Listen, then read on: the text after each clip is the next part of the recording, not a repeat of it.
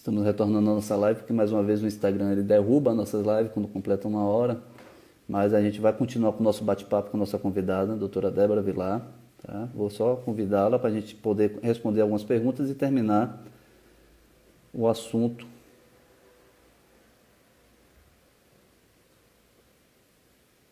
Tá, já fez o convite. Olá, voltei. Olá, voltamos. É que o Instagram ele tem esse controle, né? Completa uma hora, ele derruba, mas a gente aí volta e vamos terminar o nosso bate-papo. Então você estava Tá bom. falando do salário, só registrar aqui mais umas presenças também, de João Paulo Vieira, também que foi da época lá da faculdade, da Católica. Sim, lembro dele. Olá. Vamos lá. Ai, que bom, 31 pessoas. Vocês estão comigo aqui. Obrigada, pessoal. Muito Alana obrigada. Eu sei que é Gonçalves, nossa quarentena, fiscal. ninguém tá, tem muita lugar legal por aí, mas muito obrigada por estar aí presente. Quem não tá de plantão. Pois é. Então, na salarial é isso, né? E lembrando um parêntese, né? Já que você perguntou de salário. Quando eu entrei, apesar de fazer a equivalência de diploma e tudo, o meu mestrado, ele foi reconhecido pelo Ministério da Educação do Canadá, tá? Então, quando eu comecei no hospital, eu não comecei com o salário hora, salário básico, Base. né? A remuneração é por hora. Então, como eu falei, é sistema público. Então, assim, você não tem grandes. Todo ano você tem um aumentozinho, um aumentozinho, um aumentozinho, a não ser que você vire inaloterapeuta, né? Um terapeuta respiratório de transporte, ou que você seja especialista em ECMO, ou que você vá para cargos de gerência, né? Cargos administrativos de gerência, de pesquisa. Ou eu esqueci de falar também, Gustavo, mas na terapia respiratória existe o setor privado, que é justamente da questão do sono, né? Da apneia obstrutiva do sono, BiPAP. Então, são empresas privadas. Não, o sistema público de saúde não cobre. Então, se você precisar, por exemplo, você tem apneia obstrutiva do sono, precisa do CPAP, você pode fazer a dedução, né, do imposto de renda depois, com despesas médicas e tudo. Uma boa parte do dinheiro volta, mas você tem que tirar do seu bolso isso daí. Tá? Então, isso aí é privado, mas toda a parte hospitalar é pública, toda. Então, como eles reconheceram o meu mestrado, esse meu salário é equivalente a quem tinha 5 anos de experiência. Então, começando no ano 1, eu estava ganhando como se eu tivesse já 5 anos de experiência, tá? Então, isso foi uma Então, além coisa. dos reajustes normais, você também tinha uma progressão por antiguidade. Tem, porque justamente a educação aqui é muito valorizada. Então, por exemplo, se eu fizer um doutorado e voltar a trabalhar como doutora, eu vou ganhar, eles têm que me remunerar mais por hora porque eu sou doutora, né? Então, como eu era mestre, eu ganhava mais do que Isso na prática. E seu mestrado aqui, ele foi um mestrado profissional ou um mestrado acadêmico? Desculpa, o que é É o mestrado porque profissional? é que nós temos agora a modalidade do mestrado profissional, né? Que nós temos o mestrado tradicional, que é o mestrado acadêmico, O e meu é criaram tradicional. O meu o é tradicional. tradicional. Eu Você fiz lá na vê, então, Unicamp mesmo. que ele, mesmo sendo acadêmico, sendo mestrado, que muitas vezes aqui no Brasil é mais valorizado quando você vai para a docência, né? Você utilizava ele como uma forma de Sim. progressão na carreira, na Sim, assistência mesmo. isso é legal daqui, porque realmente, e eu acho que justo, né, um profissional que tá, a gente sabe o quanto custa estudar, né, gente, trabalhar, Exatamente. estudar, é caro, leva tempo, né, então, realmente a educação é muito valorizada, graças a Deus, então, eu consegui, porque muitas vezes, eu já conversei com muitos brasileiros, né, se eu tiver alguém aí assistindo que tenha feito imigração, fala assim, ah, mas nossa, você estudou 2 anos, jogou tudo fora. Eu estudei anatomia de novo. Mas o que eu pensei na minha cabeça eu amo a minha profissão, eu quero trabalhar com isso. Então, se isso é o caminho necessário, ele tem que ser feito. Então, eu encarei que aquela aula de anatomia ali, eu estava aprendendo francês. E depois, quando eu fui trabalhar no Children's, inglês. Né? Então, é uma aula de línguas. Então, se eu já sabia o que era, por exemplo, pulmão, pleura, aquela coisa toda básica de novo que eu estava estudando, eu encarava que eu estava aprendendo tudo num idioma, porque é muito O diferente. idioma, um curso técnico do idioma, né? Nossa, eu estava preparando, me organizando para falar um pouco para vocês, e eu comecei células brancas, células brancas. Falei, gente, células brancas, não, isso não existe. Eu botei no Google Tradutor, falei, meu Deus, o que é célula? Não lembro, não lembro. Aí vai, glóbulos brancos. Ai, meu Deus, glóbulos brancos. Então, realmente é diferente. Então, se a gente tá com a cabeça aberta, e migrar não é fácil, mas se você tá com a cabeça aberta para aprender, né, para pensar que aquilo ali tá somando na sua vida e fizer o que tem que fazer até o fim, dá certo, tá? Ótimo. Então, se alguém tiver alguma pergunta, pode me passar, eu posso passar meu e-mail também depois no final, se alguém quiser. A gente pode fazer esse meio de campo também. Pode mandar pra gente que a gente faz o meio de campo. Né? Sim, e eu vou mandar todos esses guidelines, tá, gente? Prometo. Depois eu vou mandar. Doutor Diogo aí entrando também, um parceiro nosso. Ele é mais da área da ortopedia. Falando um pouquinho de ortopedia, você falou que era raro você ver um fisioterapeuta atuando no nível hospitalar. Aqui a gente tem uma preocupação também, que a gente não é um terapeuta respiratório apenas, mas a gente também trabalha com a questão da mobilidade precoce. Esse trabalho é feito por vocês, terapeutas inalatórios? Ou... Não é. E foi uma excelente pergunta que você fez, porque, inclusive, Gustavo, quando eu fiz a minha especialização na Unicamp, a Unicamp, quando eu, lá a UTI Neo do CAISM, né, que é o Centro de Atenção à Mulher, os fisioterapeutas lá, eu não sei se é o estado inteiro de São Paulo, não posso falar, mas dentro da Unicamp, os fisioterapeutas lá, eles tinham zero autonomia do ponto de vista de ventilação, né? A gente mal tocava no ventilador. Então, era muito forte a parte física, né? Então, você tinha a Regina Copo, que é uma excelente fisioterapeuta, ela foi influenciada pelo Guy Portier, que é um francês e que trabalha muito na mobilização de secreção, a DAA, nem lembro mais o nome das outras, e que fazia muito, né? Então, a gente fazia toda a preparação do paciente, né, para mobilizar a secreção, otimizar aquilo ali, até porque para reduzir o tempo de aspiração, né, porque se você não faz a mobilização da secreção, se Telso estiver ouvindo essa live, ele vai ficar muito orgulhoso de mim. Porque ele falava, né, não adianta, nós não somos lá, enfia o catéter e vamos aspirar, nós somos fisioterapeutas e a gente tem que fazer algo antes.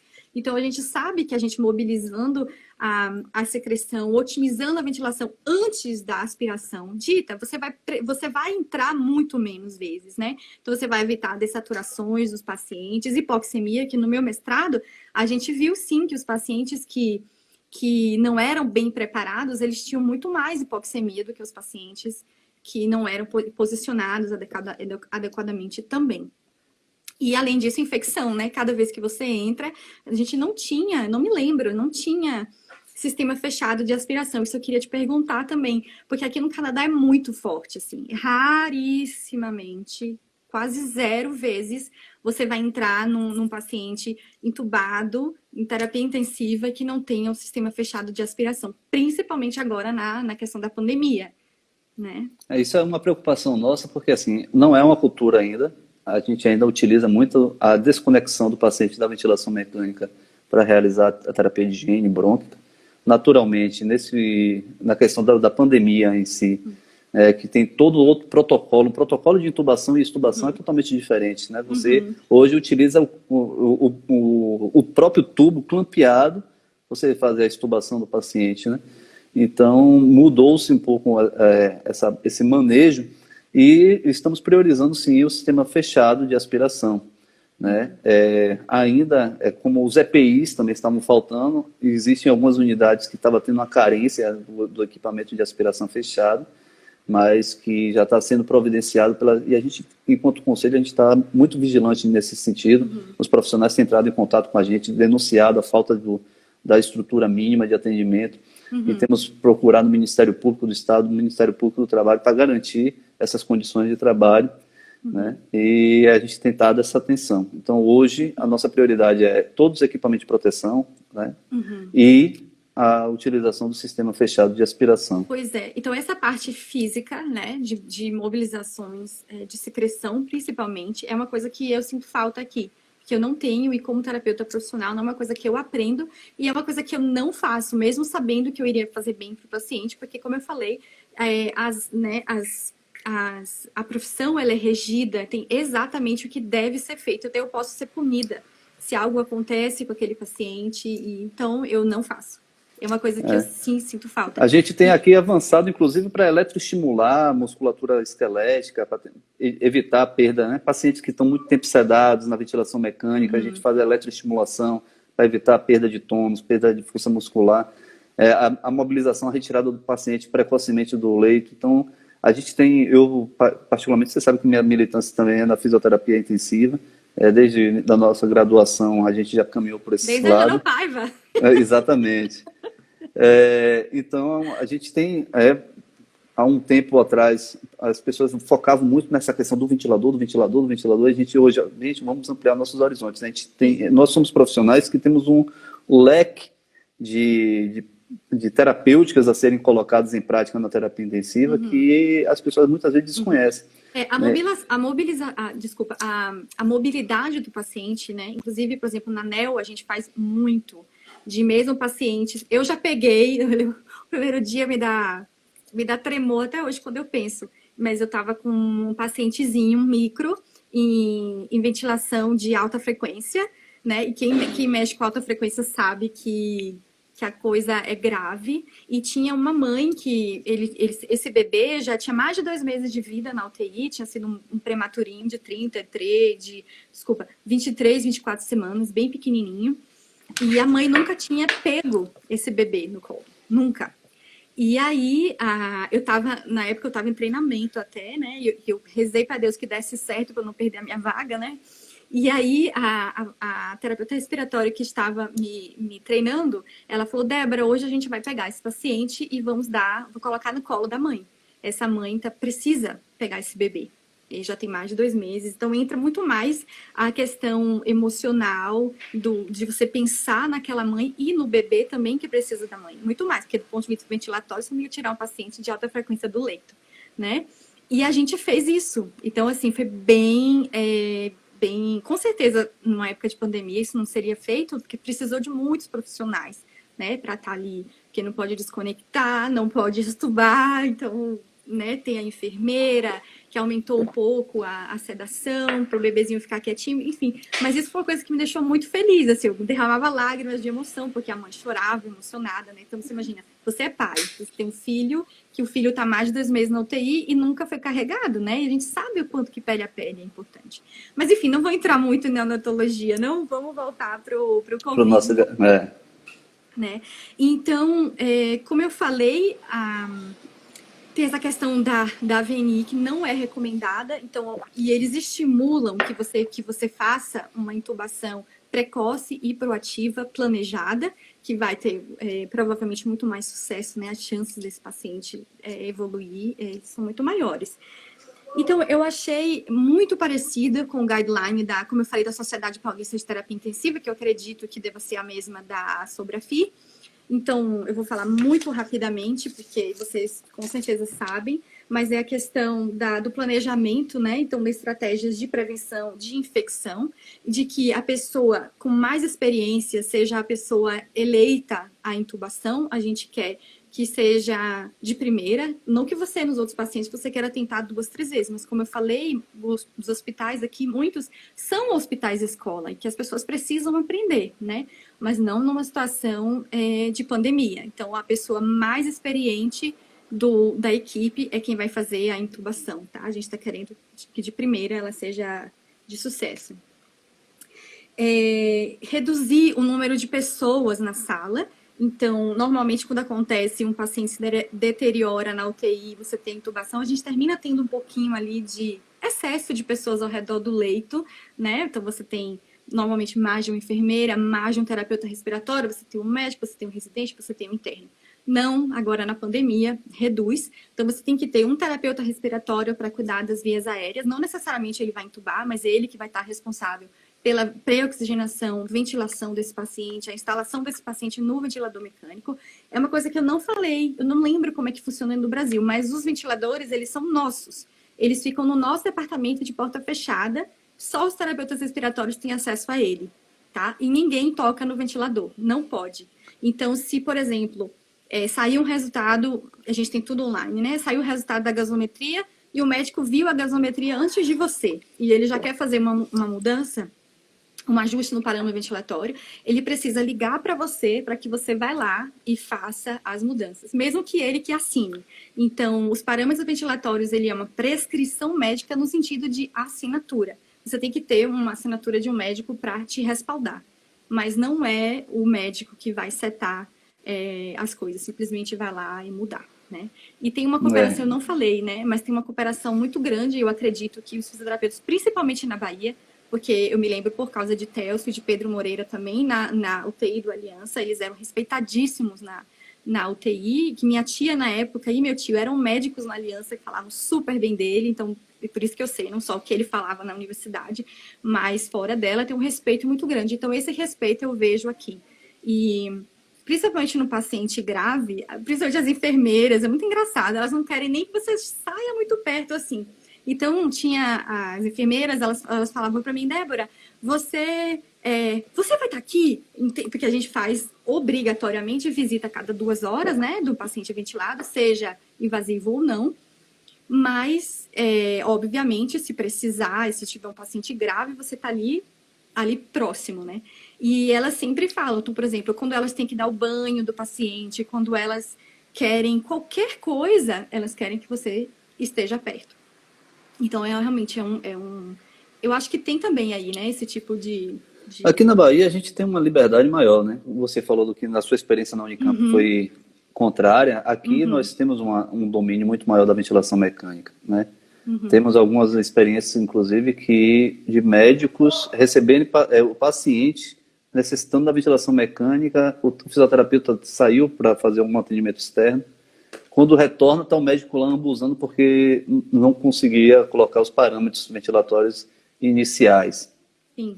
Né? Então, inclusive, é por isso que a gente hoje briga muito para que o fisioterapeuta não saia da UTI, porque existe sim essa necessidade né, do fisioterapeuta ali acompanhando. Aqui o Marcelo Dourado está falando Isso. assim, aqui no Brasil o fisioterapeuta é exclusivo da UTI, ele não pode atender fora da UTI, aqui também Exato. não, tá? Então quando eu falo que eu dava saidinha assim, é para ver outro paciente, não fora da UTI. Inclusive, lá no Tildas, onde eu trabalhava, mesmo quando tem pausa de outros colegas e que você precisa assumir por um determinado tempo os pacientes daquele colega, caso alguma coisa aconteça, você pega o page do colega, o telefone dele e segura, você não pode ficar... Então, por exemplo, quem está na emergência não pode cobrir quem está na UTI neonatal, por exemplo. Entendeu? Então, quem está na emergência cobre quem está no andar.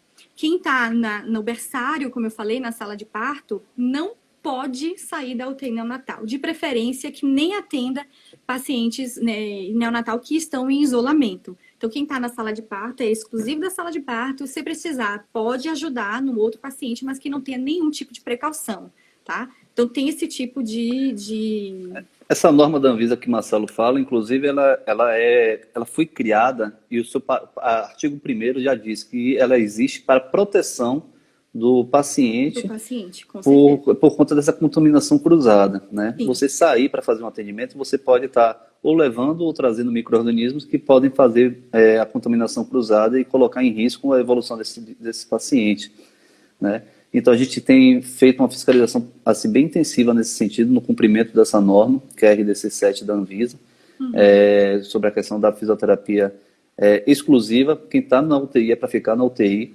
E, infelizmente, ainda não são todos os hospitais que contam com fisioterapeuta, por exemplo, na emergência. Então, há uma necessidade eventual do fisioterapeuta aí. Então, a gente tem preconizado o quê? Que vá o fisioterapeuta que está na unidade aberta, na enfermaria, que está fazendo um atendimento dos pacientes ambulatoriais, que tenham uma expertise que vai fazer esse suporte na emergência, para não retirar o paciente da UTI. Né? Ana Paula perguntou aqui, por que existe a necessidade da assinatura do médico, do fisioterapeuta, ou do terapeuta respiratório, no caso, não atenderia as normas, né? É como se fosse porque assim, a gente administra medicamento também, né? Então é como se fosse uma prescrição. A prescrição. Só que por exemplo, se eu acho que pro meu paciente... Aconteceu, eu vou dar um exemplo prático. Eu tinha um paciente e que esse paciente... Bom, na NEL, quem trabalha com NEL vai entender. Você entuba um bebê que nasceu com 24 semanas.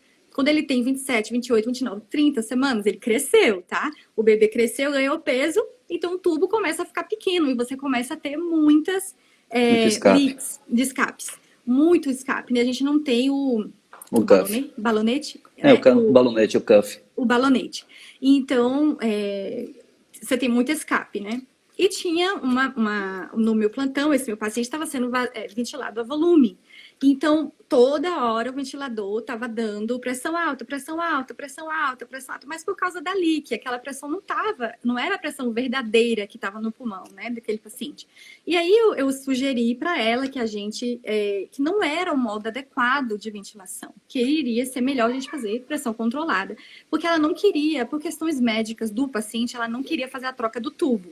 Porque se fizesse a troca do tubo, resolvia o problema. Mas era um paciente que estava muito instável do ponto de vista hemodinâmico, então ela preferiu, naquele plantão, ajustar a ventilação. Então eu sugeri para ela que a gente fizesse a mudança, mudamos tudo, mas ela tem que assinar. Isso é uma questão de mais burocracia, né? de burocracia, exatamente. Então, sempre quando a gente faz uma mudança, a gente corre atrás do médico, você olha aqui e tal, a gente muda. Outra coisa, Mas como é que se dá essa relação de vocês, terapeutas respiratórios, inaloterapeutas, com a equipe médica? Há vocês conseguem um diálogo mais tranquilo, Sim. até chegar num consenso do que deve ser feito com aquele paciente? De um modo geral, eu não posso dizer a você que todos os médicos eles são muito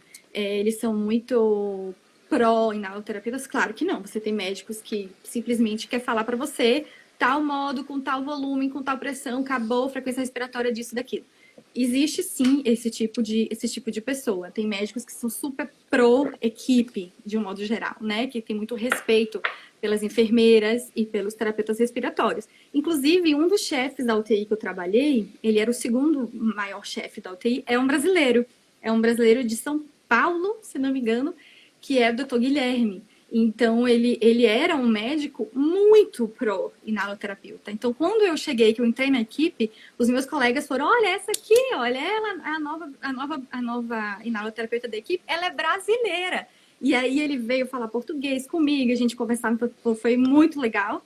E ele era um médico super, super, super a favor da inaloterapia. A gente participa, Gu, de todas as reuniões, eu não falei disso, mas os rounds, né?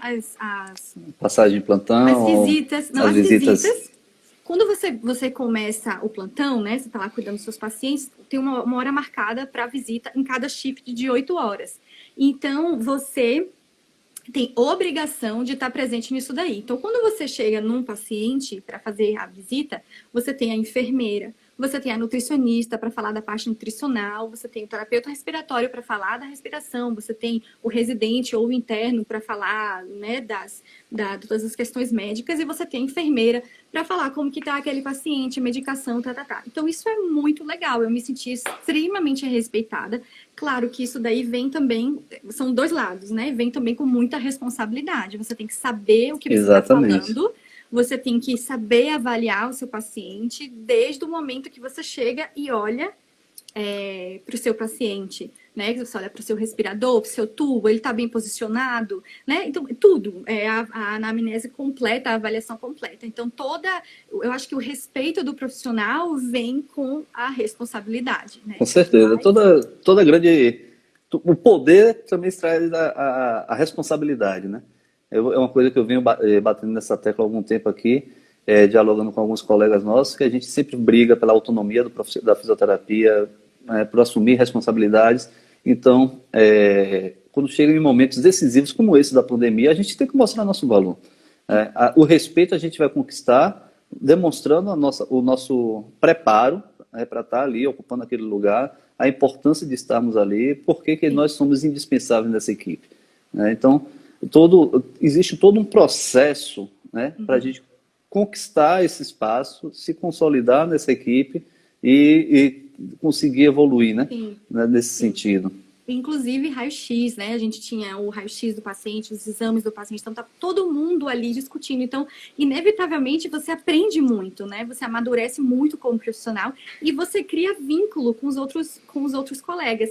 A gente sabe, né? Eu acho que, claro, na vida, como sociedade, a gente precisa uns dos outros, mas como fisioterapeuta respiratório, como intensivista, como uma enfermeira intensivista, dentro de UTI, nós não somos nada sozinhos, né? Você sabe disso, o paciente ele é um todo e ele é de todos os profissionais. Perfeito. Então, para você chegar no paciente, tudo tem que ser o trabalho tem que ser cooperativo. Desde o momento que você vai chegar e avaliar o seu paciente. Quem trabalha com NEO sabe, se você chegar no leito e acordar o paciente, a enfermeira não vai achar legal. Com Então, tem a certeza. questão de nutrição desse bebê. Então, tudo tem que ser agendado. Então, o que eu fazia? Eu, Débora, né?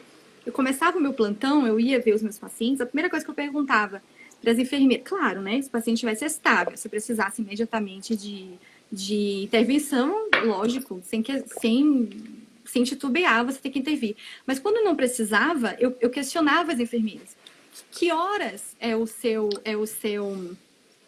vai começar a sua avaliação? Que hora você vai mexer nesse bebê? Porque eles tinham exames abdominais, eles tinham a questão dos acessos, né?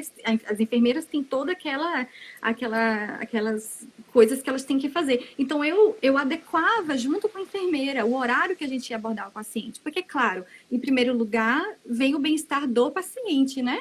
Então, se você tem um paciente que está entubado e dormindo, por que você vai acordá-lo com seu estetoscópio gelado? Porque por mais que você fique ali, ó, friccionando o seu estetoscópio, não adianta, ele é gelado e você vai acordar o seu paciente. Até o estresse do bebê pode promover perda de peso, o bebê está ali para ganhar peso, você tem que gerar esse estresse. Quem trabalha com NEO sabe. Então você tem que minimizar isso mesmo, né? Exatamente, exatamente. Então, a gente precisa da equipe e a equipe precisa da gente. Então, eu acho que isso é uma coisa muito legal, né? Então, assim, só para deixar claro, a ventilação mecânica tem uma prescrição médica, mas o fisioterapeuta, o terapeuta respiratório, o inaloterapeuta é quem faz o manuseio propriamente dito, não é isso?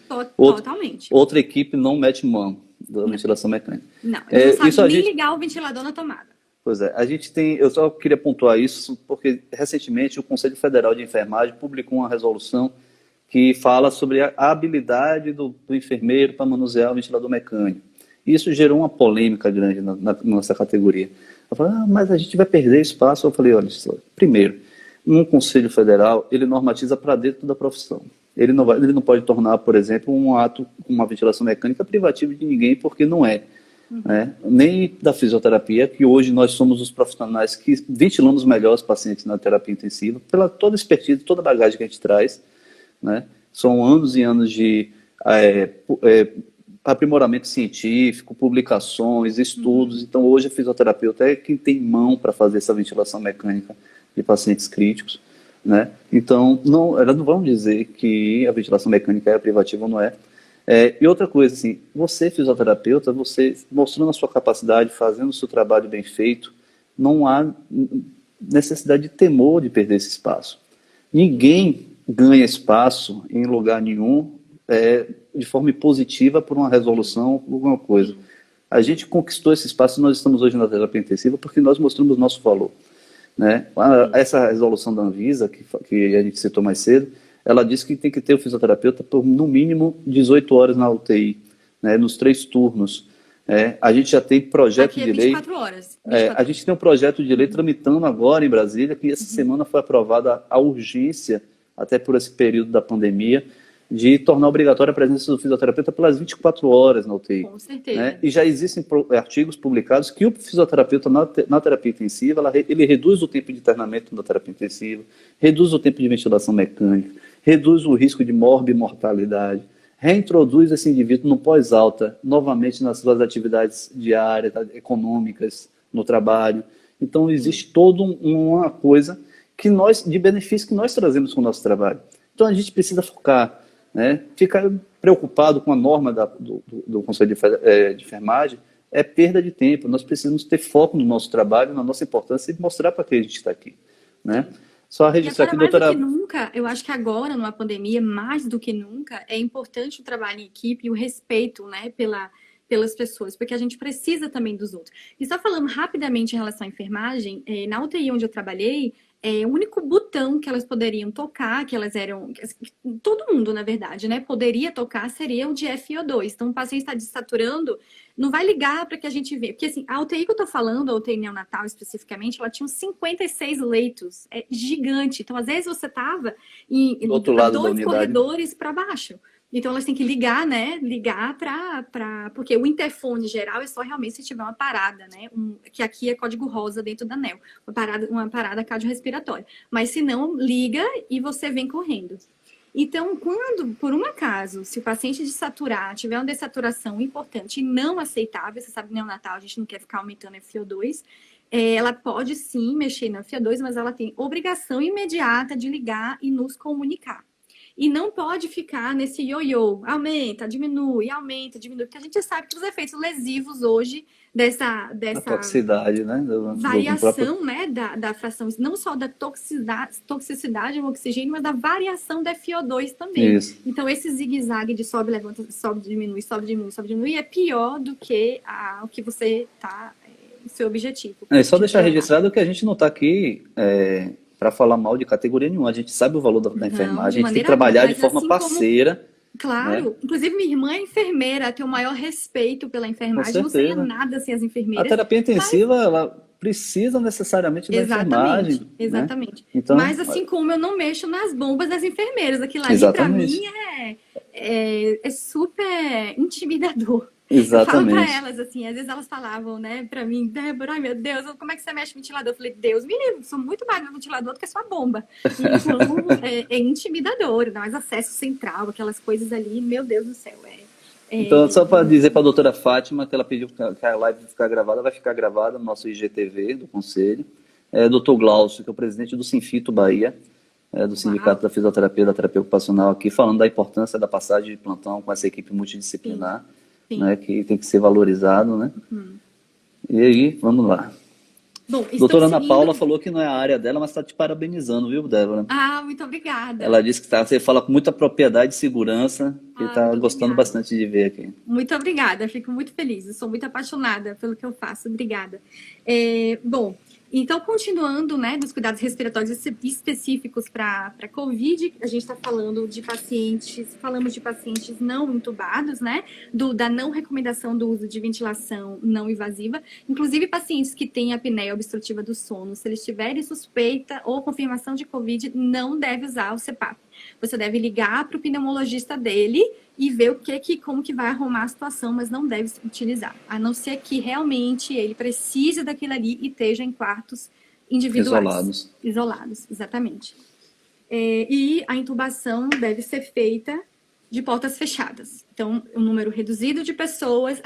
eu esqueci de falar, desculpa. Da pré-oxigenação, né? Ela é super importante para o sucesso da intubação, como a gente sabe, mas a gente não deve fazer ventilação de máscara, alto fluxo, né? De bag, de ambu com máscara, né? Justamente pelo risco, né? Do aerosol, exatamente. De aerosol, exatamente. Então, você deve fazer a pré-oxigenação de catéter ou de máscara com reservatório, né? Mas não deve fazer ventilação. Só realmente, assim, em último caso. Outra coisa que se tiver que ser feita, eles recomendam a utilização, quando você vai fazer intubação, a utilização de filtro, a utilização de ETCO2 para ver, para confirmar, né? Sim. E se por e a aspiração fechada, o circuito de aspiração fechada que já está ali pronta para ser conectado ao paciente. E se por um acaso precisar fazer a desconexão, como você falou, clampear o tubo, e você fazer isso depois do filtro, para que, se por um acaso vir o ar do paciente, tentar ficar pelo menos um pouco no filtro, não vá diretamente da cânula para o meio ambiente. O meio ambiente. O meio ambiente. Tá? Eu tinha perguntado aqui já também sobre a questão, falando do filtro EPA, que é extremamente necessário. Alguém comentou que estava faltando em alguma unidade. Eu peço que denunciem, tá? É nosso departamento de fiscalização. A gente tem tentado diligenciar tudo isso para que não falte esse equipamento, porque é extremamente necessário. Tá? Imagina você jogar pressão positiva para cima do paciente seco, né? Exatamente. Então, que faça, através do nosso departamento de fiscalização, o e-mail defis@crefit7.gov.br, que a gente vai em busca da solução, junto com o responsável técnico do serviço, a diretoria do hospital. O Dr. Marcelo disse que a Sobrafrio também tem documentos específicos sobre a apneia do sono. Legal. nesse caso. A gente tem disponibilidade, a gente tem uma parceria muito grande com as associações aqui, Débora. Então, tudo que é produzido de ciência por essas associações, de revisão dessa Muito literatura legal. que tem sido, a gente tem divulgado, está no nosso site, está no nosso perfil, para que os profissionais fiquem mais atualizados possíveis. E por isso até que eu peço que no final você possa compartilhar esse guideline aí, que a gente possa Claro, disponibilizar claro, também. com certeza. Aliás, é o meu objetivo principal, né? Fazendo um parênteses, quando o Gustavo me convidou, eu falei para ele, mas Gu, eu não estou trabalhando. Então eu me senti, como que eu vou passar para eles o que está sendo feito se eu não estou trabalhando? E aí você falou, não, fala do governo, das políticas de isolamento e tal, mas nós somos profissionais e eu queria, de alguma maneira, agregar para vocês valor. Né? Então, se você é fisioterapeuta, trabalha às vezes num hospital pequeno, às vezes você não é só respiratório, você fica nos andares também, ou você não é membro de uma sociedade dessa, ou não tem acesso, enfim, que eu possa trazer, agregar valor de alguma maneira, porque todos nós estamos juntos, né? Aqui no Canadá a gente fala o tempo todo, a gente tá nisso juntos e a gente só vai conseguir passar por isso juntos, né? Como é que estão os casos aí? Já está em declínio essa curva Boa pergunta, epidemiológica? porque eu trouxe aqui para vocês o número de casos, mas falei e não falei, né? O Canadá, ontem, tá? Eu olhei ontem, existe eu não sei onde é que vocês estão olhando, mas, cadê, meu Deus? Tem um número tem um site que é ourworldindata.org. Então, ele é atualizado a todo momento do mundo inteiro. Em qualquer país você tem todas as informações. Número de casos, número de testes, mortes, recuperação, tudo. Então, aqui no Canadá, ontem, né, dia 26 de maio, que foi quando eu olhei, a gente tinha fechado o dia com 85.700 casos. A gente já conseguiu, né, A curva epidemiológica. A curva e já estamos na descida. O platô, ainda né? tem novos casos, claro que nós estamos na descida, mas muito menos, né? A gente já está numa fase muito mais que dá para respirar um pouquinho. E não chegou a ter o colapso do sistema de saúde que você falou? Excelente pergunta. Nunca chegou. Nunca chegou. E a gente deve isso às políticas de isolamento social massiva que fizeram, assim, de fechamento de fronteira e as pessoas fizeram a parte delas, né? Agora, isso é muito interessante você falar, porque uma coisa que o governo canadense já deixou muito claro é que teremos uma segunda onda no outono, né? O Canadá é um país muito, muito frio e sempre no final de setembro, início de outubro, tanto que no início de outubro é campanha massiva de vacinação contra a influenza, né? A gente já tem milhares de canadenses que morrem todos os anos por causa de influenza. Então, o Covid veio só para atrapalhar aí a situação, agravar e muito. Então, o próximo inverno, no caso, outono e inverno, né, de 2021, estamos prevendo uma segunda onda que pode ser bem mais grave do que a primeira. Então, a gente sabe que não é só o Covid que está por aí. Vai vir influenza, vai vir os vírus essenciais respiratórios, né? Quem trabalha com pediatria sabe que chega outono, as bronquiolites começam a chegar a rodo, né?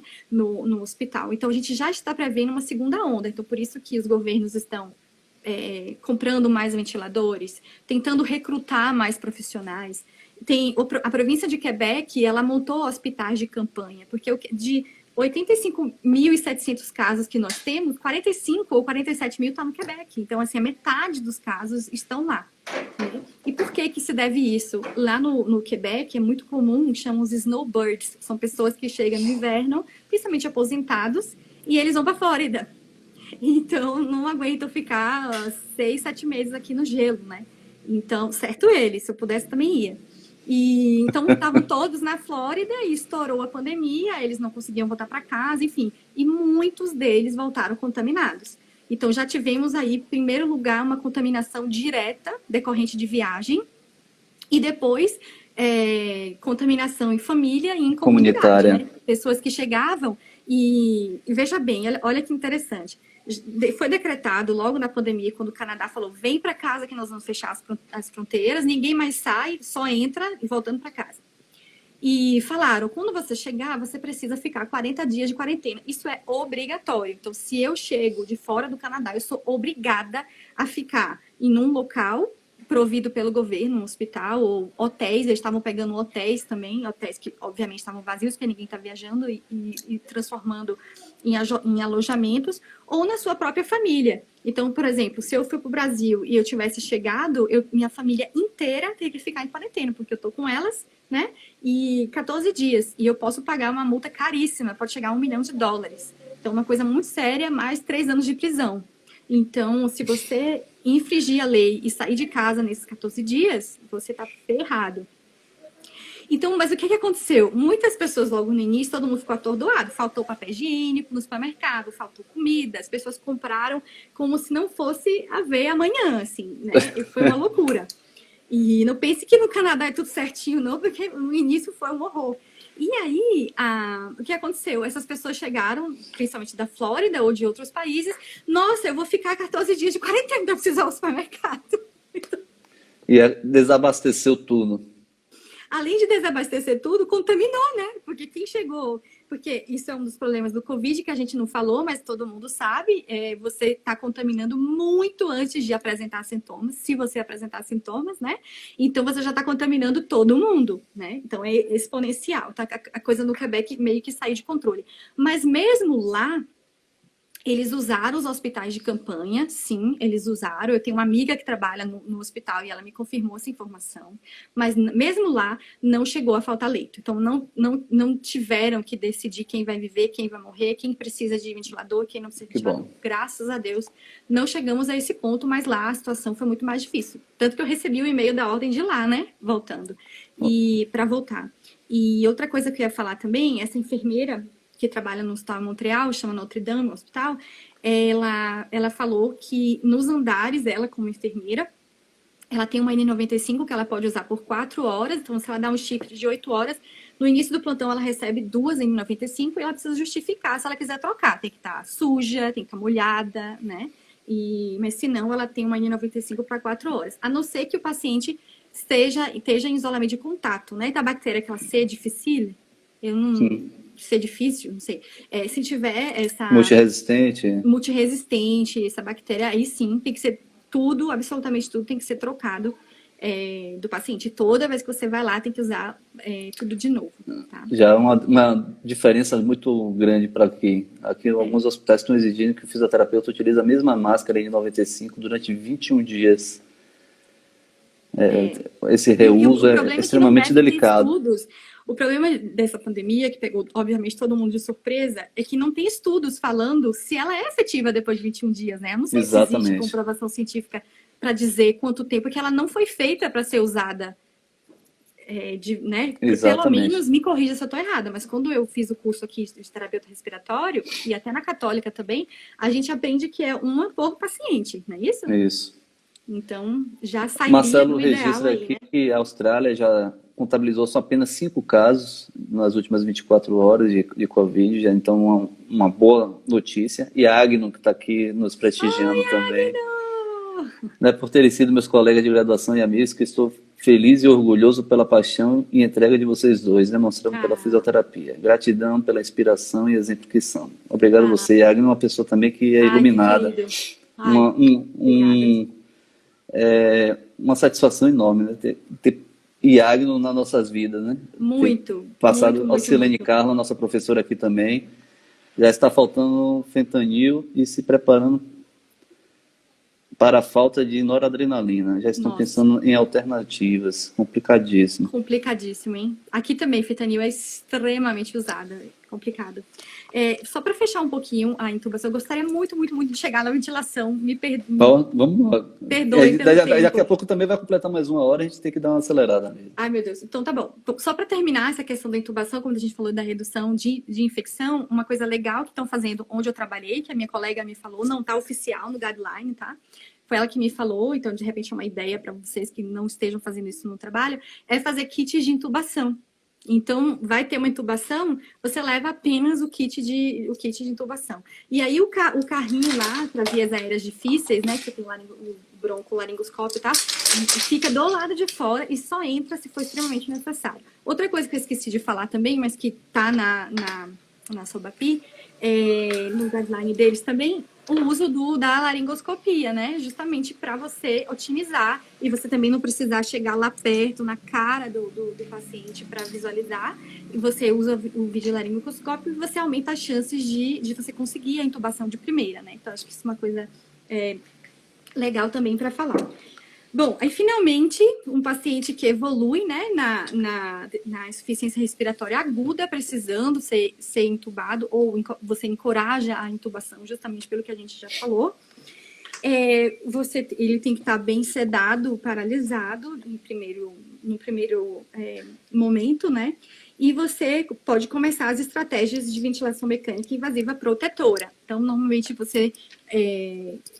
eu li num artigo aqui que estavam usando muito volume, agora estão usando muito pressão, mas, de um modo geral, acredito que, não sei se a Sobrafi tem alguma recomendação, se de cara deve usar pressão ou volume controlado, não sei.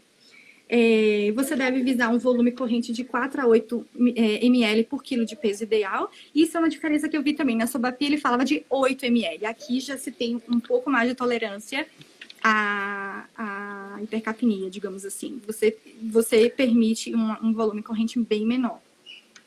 Limitar a pressão platô em até 30 centímetros de água. E como eu falei, hipercapnia permissiva. Você tem que fazer a gente fala em português titração da PIP, ideal? Me fugiu agora o termo. Me fugiu também. Mas, enfim, todo a escolha mundo da PIP entende ideal, o que eu estou falando, né? É. Você justamente otimizar a ventilação.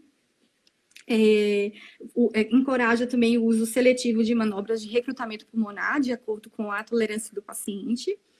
E consideração precoce da ventilação em prono. Então, eu vi na Sociedade Paulista, de Terapia Intensiva, que eles Titulação. A titulação da PIP. Titulação, isso mesmo. Titulação da PIP, ideal. Eles estavam falando de uma PaO2, FiO2 menor que 150 para ser um critério de prono, se não me engano. Aqui já é o contrário. Antes mesmo de chegar nesse valor, já se estimula a ventilação em prono. Eu ouvi falar que estão se usando bastante a ventilação em prono. Se der tempo, eu tenho até um anexo aqui, mas aí eu vou disponibilizar para vocês com todas as indicações, né, todos os dados direitinho de PaO2, FiO2, de quanto tempo, por quantas horas.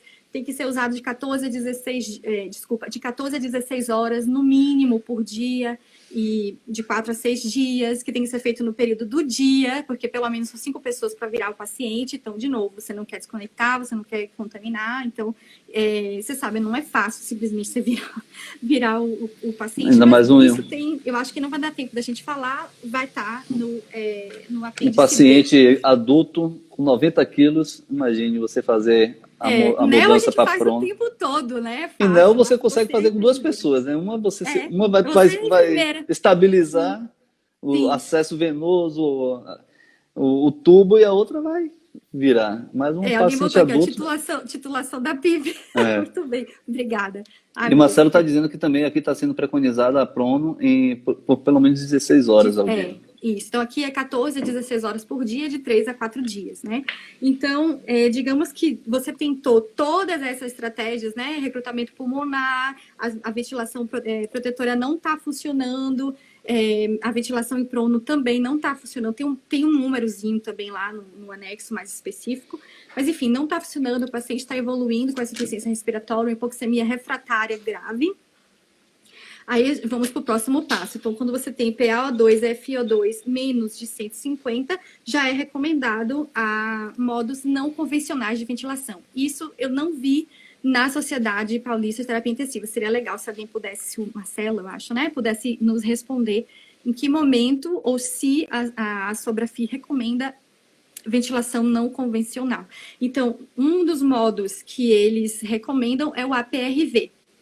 Todo mundo, será que é familiar com a EPRV? Eu, particularmente, nunca vi sendo usado em paciente, mas também trabalhei com neo e pediatria. E neo e pediatria a gente é mais conservador nesses modos de ventilação. Mas eu acredito que no adulto a gente veja muito mais esse tipo, né? Então, é uma ventilação com liberação de pressão, né? É um dos modos sugeridos, mas podem ser usados outros, né? E epo, e, calma, vou respirar. Epoprostenol, né? Então, um broncodilatador muito usado na hipertensão pulmonar. Então, obviamente, vai ser dado via ventilador, né? Com adaptadorzinho, você não vai desconectar para dar para o seu paciente. E, então, modo não convencional de ventilação e epoprostenol se o modo não convencional, desculpa, de ventilação não funcionar. Então, você parte pro broncodilatador. Então, aí, a próxima etapa. Então, fala direitinho aqui da dose e tudo. Então, quem tiver interesse e vai só olhar depois as guidelines e que tá tudo escrito aqui bonitinho. Bom, depois disso, se tudo isso e não funcionou, você deve pensar, como ele fala aqui, em ECMO, em circulação extracorpórea. Você já deve pensar que seu paciente é um candidato e você deve ligar para um time de especialistas e ver se o seu paciente ele tem os pré-requisitos, digamos assim, se ele iria se beneficiar com o ECMO. Tá? E aí, de novo, tem toda a especificação aqui, tá? Da ECMO, quem se interessar, tem todas as relações de PaO2 e FiO2. Então, por exemplo, você tem um PaO2, FiO2 menor do que 120 por mais de 3 horas, com a não habilidade, digamos assim, de você manter uma proteção pulmonar. Então, você tem vários critérios para ECMO, né? Você tem um valor de pH aceitável, um valor de hipercapnia permissiva também. Então, por exemplo, você pode aceitar um pH de até 7,25 menor, desculpa. Então, se você tem um pH menor do que 7,25, uma PaCO2 de maior ou igual a 60 por mais de 6 horas, isso também já seria um critério de ECMO. Então, tem vários critériozinhos aqui. Mas, se por um acaso o seu paciente ele não for candidato para ECMO, né, seja porque é uma grávida, seja porque... uma grávida não, desculpa. Grávida é contraindicação de prono, nada a ver com ECMO. Cadê? Se o paciente não for... Cadê, meu Deus? Me perdi. Peraí.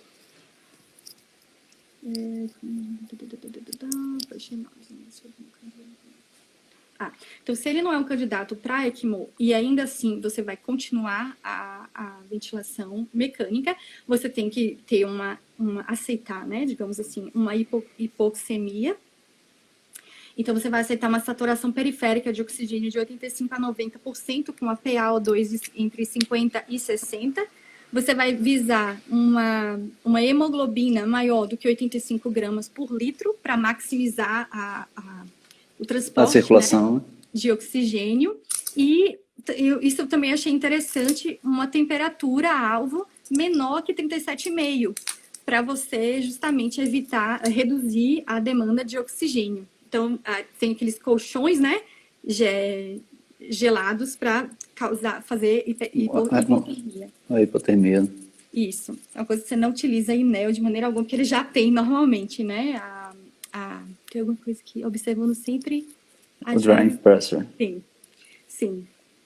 Inclusive, quando eles falam do APRV, dos modos, né, não convencionais, ele fala aqui no guideline que a vantagem é justamente, você pode reduzir um pouco a sedação, deixar que esse paciente tenha o drive, né, respiratório, que ele faça respirações espontâneas, porque senão seria uma pressão controlada, né? Se o paciente não tem nenhum... espontânea, né? Respiração espontânea. Além disso, de novo, as questões da umidificação, como você falou, como é importante, que de preferência seja aquela aquecida, que é descartável, que vem conectado diretamente no ventilador. Os que eu trabalhava eram todos assim. E aspiração em circuito fechado. Sempre. E aí depois vem as guidelines também para extubação, né? Principalmente um paciente com Covid, você quer que a extubação seja um sucesso. Não devemos ter pressa, claro. A gente sabe dos efeitos tem que ter um critério nocivos, muito rigoroso, né? Muito rigoroso para você não passar por tudo aquilo de novo, né? As chances de recontaminação e, claro, obviamente, o bem-estar do paciente, né?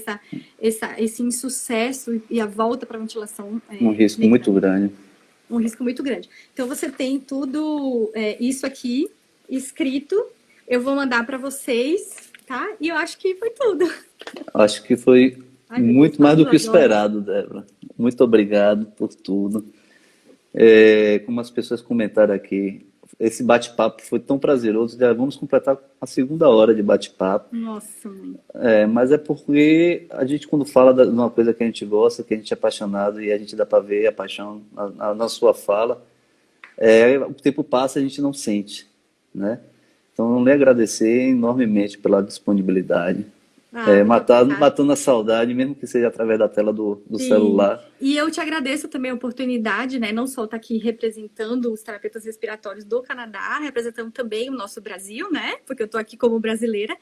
E também eu queria dizer que tem 3 anos que eu estou afastada, então eu tive que estudar, eu tive que ir procurar o guideline, ver o que está acontecendo. Quando eu li a PRV, eu falei, meu Deus, não lembro, como é que é isso mesmo? E fui lá, voltei para estudar, para ler, então eu te agradeço muito, porque eu acho que como é uma coisa que eu sinto falta e eu não posso fazer nesse momento, a gente meio que deixa de lado, e é uma coisa que realmente eu sou apaixonada e gosto muito, eu agradeço, porque foi super prazeroso estudar isso de novo e tá a par do que está acontecendo no mundo. E, de novo, se eu puder ter contribuído qualquer coisa com Com vocês, certeza. seja Essa no que experiência, porque a gente tem acesso através de produção científica, de um artigo publicado, através das notícias de mídia, mas a gente conversar com uma pessoa que está vivenciando isso, né, por mais que você, como você falou, está hoje dedicada à sua família, está um tempo afastada das suas atividades profissionais, mas você está vivendo o dia a dia enquanto uma pessoa cidadã ali convivendo com aquele momento de crise e trazer essa experiência para a gente com a visão de uma pessoa estudiosa que você sempre foi, né, desde a graduação, uma pessoa dedicada, extremamente valoroso, né? A Alcilene Carla está aqui mais uma vez parabenizando pela oportunidade de conhecer através dessa realidade, através de uma colega e uma ex-aluna, por muito essa troca obrigada, gente. De maravilhosa. coração, muito Parabéns, obrigada. Débora. Essas 30 pessoas aí que ficaram 32 horas com a gente, muito obrigada mesmo. Fico muito, muito agradecida e muito honrada de ter sido escutada. Fátima também, Ana Paula também, falando que contribuiu bastante, agradecendo pela oportunidade. Lembrando que a nossa live vai ficar gravada no nosso IGTV. Quem tiver oportunidade, não teve oportunidade de acompanhar tudo, mas vai ter oportunidade de assistir novamente. Viu? E, mais uma vez, Débora, muito obrigado. Muito obrigada. Muito Matando a bom. Muito bom saudade, te é ver à sempre bom falar. distância, tá? E precisando, estamos aqui. Muito tá Tá bom. bom? Um Tchau pra beijo a todos. todos que Beijo. nos acompanharam aí. 2 horas de bate-papo. Imenso prazer. Já quase 11 horas da noite aqui no Brasil, né? E as pessoas aqui acompanhando de perto. Só agradecer a todos que nos acompanharam até agora. E colocando mais uma vez o CREFIT 7 à disposição para que a Muito gente obrigada. possa estar evoluindo. Muito obrigada. Tchau, pessoal. Tchau, tchau.